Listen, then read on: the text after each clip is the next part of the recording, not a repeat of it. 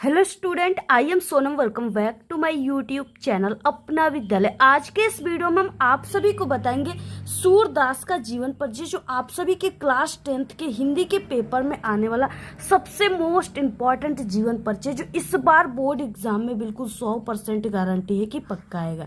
ठीक है, तो यहाँ पे हम आप सभी को बताएंगे कि बोर्ड परीक्षा में जो जीवन परिचय होता है उसको कैसे लिखना है। ठीक है, जो टॉपर बच्चे होते हैं वो कैसे लिखते हैं, जिसके कारण उनको पूरे के पूरे नंबर मिलते हैं, उनका आधा नंबर भी नहीं कटता है, टीचर उनको पूरे अंक देते हैं। ठीक है, तो वो तरीका हम आप सभी को बताएंगे कि आप सभी को इस बार बोर्ड परीक्षा में, यानी जो टॉपर की न्यू ट्रेंडिंग ट्रिक है, ठीक है, उस ट्रिक से कैसे लिखना है जीवन परिचय, जिससे कि आप सभी को भी पूरे के पूरे नंबर मिले, आधे नंबर भी आपका न कटे। ठीक है, और यहाँ पे हम आप सभी को जीवन परिचय याद करने की ट्रिक भी बताएंगे।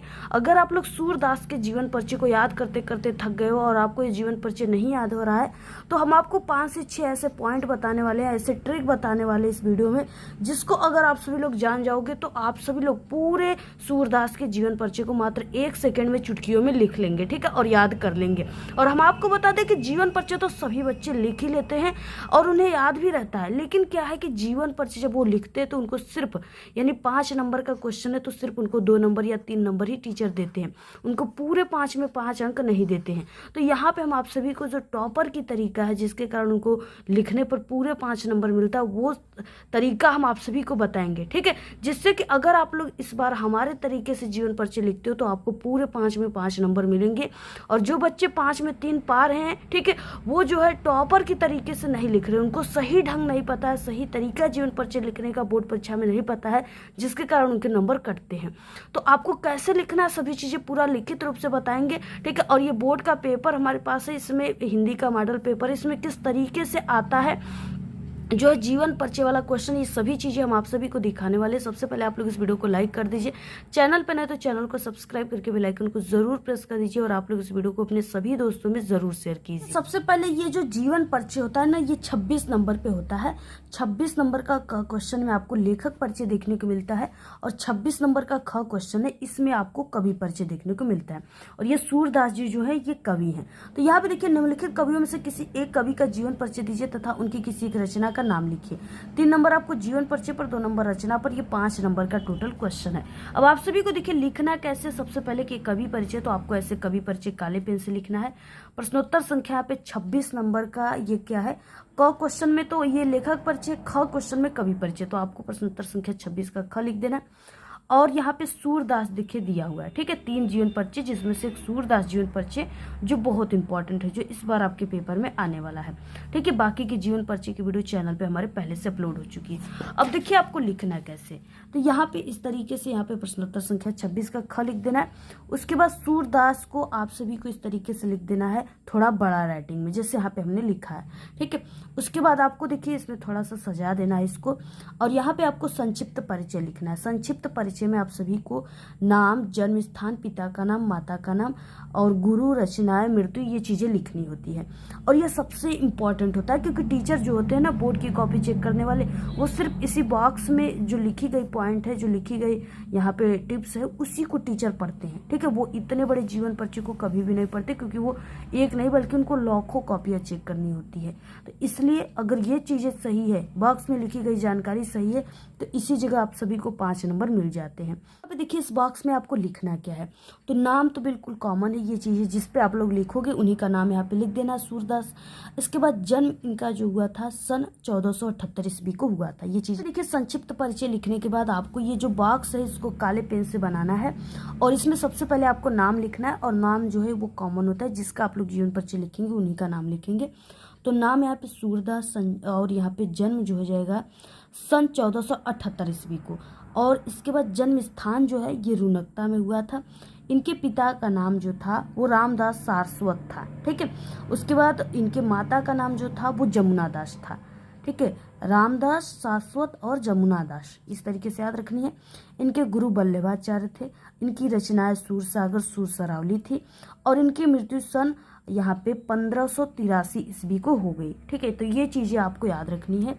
यहाँ पे देखिए यही 5 से 6 पॉइंट है, जिसको अगर आप लोग याद कर रखते हो तो आप सभी का जो है यानी ये 5 से 6 पॉइंट है, जिसको अगर आप लोग ये ट्रिक को याद कर लेते हो तो आप लोग पूरे जीवन परिचय को इसी पूरे 5 से 6 पॉइंट जो है इसी से बना लोगे। ठीक है, अगर ये यहाँ पे देखिए सबसे इम्पोर्टेंट ये जन्म और उसके बाद जन्म स्थान, पिता का नाम, माता का नाम, रचनाएं, मृत्यु है। ठीक है, बाकी ये गुरु आप लोग अगर याद है तब लिखिए, नहीं याद है तो कोई कंपलसरी नहीं है कि आप लोग लिखें। तो ये चीज़ें आपको इस बॉक्स में लिख देनी है। ठीक है, इसका पूरा स्क्रीनशॉट ले लीजिए आप लोग। अब देखिए इस बॉक्स में लिखी गई जो जानकारी है इसी से हम ये पूरे जीवन परिचय को बनाएंगे और यही होता है असली तरीका टॉपर के लिखने की। ठीक है, कि आप सभी को नीचे यहाँ पे जीवन परिचय काले पेन से हेडिंग डालना है और यहाँ से लिखना है सूरदास जी का जन्म सन 1478 ईस्वी को आगरा से मथुरा जाने वाली सड़क के पास स्थित रुनकता नामक गाँव में हुआ था। ठीक है, इनके पिता का नाम रामदास सारस्वत था और उसके बाद तथा माता का नाम इनके जमुना दास था।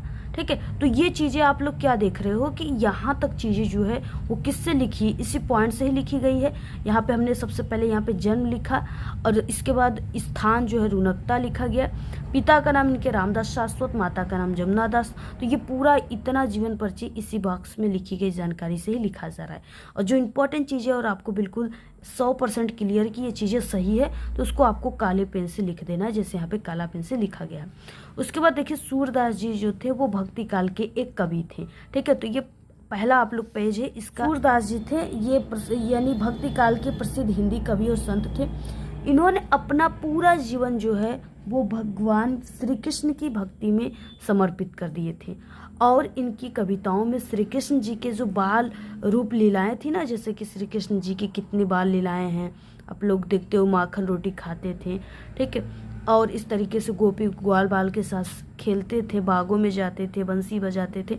तो वो सब जो इनकी बाल लीलाएं हैं ना, वही आप सभी को क्या करना है इसमें पूरा लिखना है। वही सब चीज़ें श्री कृष्ण भगवान के बारे में आप लोग को जितना पता है वही सब चीज़ें आप सभी को लिखना है, क्योंकि ये जो सूरदास जी थे ना ये श्री कृष्ण भगवान के ही बाल लीला शुरू से ही बाल लीलाओं के वर्णन करते आए हैं। ठीक है, और गोपी ग्वाल बाल के संग जो खेलने की उनकी क्रिया थी, प्रक्रिया थी, जो प्रेम का था उसका ही इन्होंने वर्णन किया है, उसी के बारे में इन्होंने लिखा है। ठीक है, इसी के चीज़ों को आपको लिखना है। बाल रूप लीलाओं और गोपिकाओं के साथ उनके प्रेम का वर्णन किए हैं। सूरदास जी जन्मांध थे, यानी कहा जाता है सूर का मतलब क्या है, सूरदास यानी अंधा होता है सूर का मतलब, तो इसलिए इनका नाम सूरदास पड़ा। और कुछ विद्वानों में यानी सूरदास जी जन्मान थे या नहीं, विद्वानों में मतभेद है। यानी लोग कहते हैं कि सूरदास जी जब जन्मे थे तभी से ये अंधे थे, इनको दिखाई नहीं दे रहा था। ठीक है, तो इसमें इसको लेकर भी कई विद्वानों का मतभेद है, क्योंकि जो इतना यानी जिसको दिखाई नहीं देगा वो इतने साक्षात रूप से श्री कृष्ण भगवान के बाल लीलाओं का वर्णन तो नहीं करेगा, इतनी चीज़ें वो लिखेगा तो नहीं। ठीक है, इसलिए इसमें विद्वानों का मतभेद है, वो उनको अच्छे तरीके से क्लियर नहीं है कि सूरदास जन्मान थे या नहीं थे। यही चीज़ें लिखना यहाँ तक हो गया। उसके बाद देखिए बचपन से ही यानी ये जो सूरदास जी थे बचपन से ही विरक्त होकर के ये गऊ घाट पर रहने लगे थे। इन्होंने बल्लभाचार्य जी को एक स्वरचित पद गाकर सुनाया, जिस पर प्रसन्न होकर इन्होंने श्री कृष्ण की बाल लीलाओं का गान करने का सुझाव दिया था। तभी से ये बल्लभाचार्य जी के शिष्य बन गए और बल्लभाचार्य जी जो थे इनके गुरु बन गए। और वहीं गोवर्धन पर्वत पे बने श्रीनाथ जी के मंदिर में भजन कीर्तन करने लगे। इनकी मृत्यु सन 1583 ईस्वी को गोवर्धन के पास ही पारसौली नामक गांव में हुआ था। ठीक है, इस तरीके से आप सभी को लिखना है। पूरा ये जीवन परिचय हो गया, जिस पे आपको 3 नंबर मिलेंगे। उसके बाद आपको 2 नंबर रचनाओं पर मिल रहे, तो रचनाओं को भी आपको कुछ अच्छे तरीके से लिखना है। तो यहाँ पे देखिए सूरदास जी की प्रमुख रचनाएं हेडिंग डालना है काले पेन से। उसके बाद इनके प्रमुख रचनाओं को लिख देना है, जैसे सूर सागर, सूर सरावली, साहित्य लहरी, इनके यानी 2-3 रचनाओं को जरूर लिख देना है। तो आप सभी को इस तरीके से 2 नंबर रचनाओं पर भी मिल जाएंगे, पूरे 5 नंबर मिलेंगे। और आप सभी को इसको कम से कम जो है 2 पेज में लिखना है, तभी आपको पूरे 5 नंबर मिलेंगे। तो पूरा आप लोग इसका भी स्क्रीनशॉट ले लीजिए। ऐसे ही आप सभी को लिखना है, ये बिल्कुल टॉपर की तरीका। अगर ऐसे आप लोग लिखते हो तो इसी तरीके से आपको लिखना है, ये टॉपर की बिल्कुल तरीका। अगर ऐसे लिखते हो तो दुनिया का कोई भी टीचर और एग्जामिनर आपके आधे नंबर भी नहीं काटेंगे, पूरे के पूरे अंक आपको देंगे। और अगर आप सभी को इसकी PDF चाहिए तो टेलीग्राम चैनल को ज्वाइन कर लीजिए, लिंक इस वीडियो के डिस्क्रिप्शन बॉक्स में है। और आपको वीडियो कैसा लगा अच्छी अच्छी प्यारी प्यारी कमेंट कीजिए। और इससे पहले हमारे चैनल पर जितने भी कवि और लेखक के क्लास 10th की इंपॉर्टेंट जीवन परिचय सबकी वीडियो चैनल पे आ चुकी है। प्लेलिस्ट से आप लोग जरूर देखिए। इस वीडियो के लास्ट में एंड स्क्रीन लगा देंगे, वहाँ से भी आप लोग देख लीजिएगा। ठीक है, वीडियो को शेयर कीजिए। धन्यवाद।